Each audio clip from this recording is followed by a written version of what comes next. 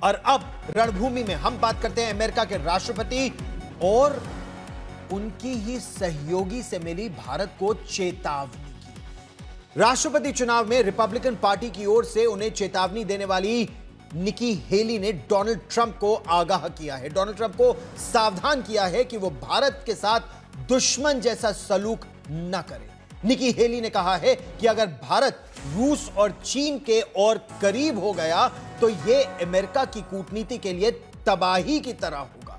दूसरी तरफ रूस के दौरे पर भारत के विदेश मंत्री डॉक्टर एस जयशंकर ने अमेरिका का नाम लिए बिना अमेरिका को खूब खरी खरी सुनाई।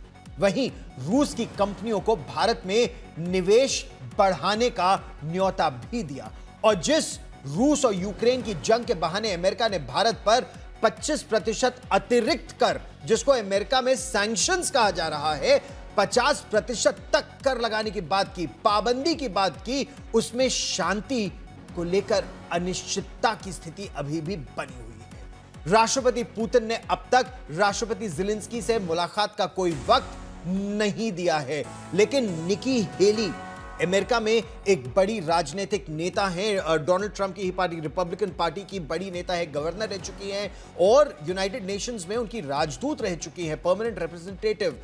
भारत और अमेरिका के रिश्तों में इस वक्त जो तलखी साफ नजर आ रही है, उस पर उन्होंने कहा है कि यह अमेरिका की कूटनीति की सबसे बड़ी हार है। वजह यह कि रूस से तेल खरीद पर ट्रंप प्रशासन ने जो भारत पर सख्ती की है, ट्रंप प्रशासन की रिपब्लिकन पार्टी की ही साथी निकी हेली ने राष्ट्रपति ट्रंप को आगाह किया है, चेतावनी दी है कि भारत के साथ दुश्मनी भरा जो रवैया है, यह अमेरिका को बहुत भारी पड़ सकता है, अमेरिका को इससे नुकसान हो सकता है। यही नहीं, अगर चीन का सामना करना है अमेरिका को तो उसे भारत जैसे एक मजबूत प्रजातंत्र, एक दोस्त की आवश्यकता हो।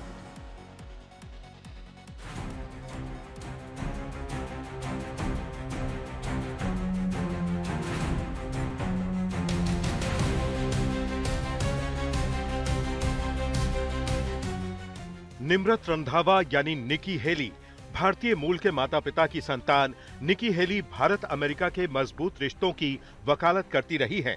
वो अक्सर भारत भी आती रही हैं। 2018 में जब वो भारत आई तो क्या कहा, सुनिए। मगर इस दोस्ती को भुलाकर उनके ही रिपब्लिकन साथी ट्रंप ने पहले भारत पर 25% टैरिफ लगाया और रूस से तेल खरीदने पर 25% की पाबंदी और लगा दी। 1998 में पोखरण परमाणु ब्लास्ट के बाद अमेरिका ने भारत पर पाबंदी लगाई थी।